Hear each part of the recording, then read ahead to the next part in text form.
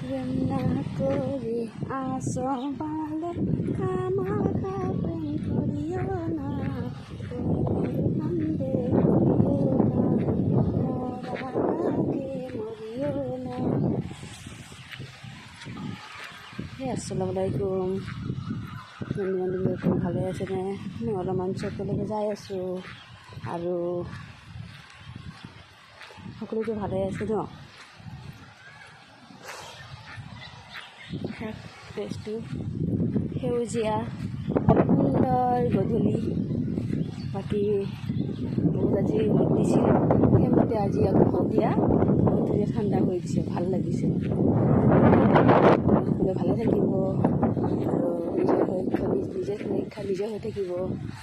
কালিৰ নিচিনাকৈ মই আকৌ জিকাৰ ভিতৰৰ ওচৰত আহি পাইছোঁ, ইয়াত জিকাৰ খেতি খাইছে।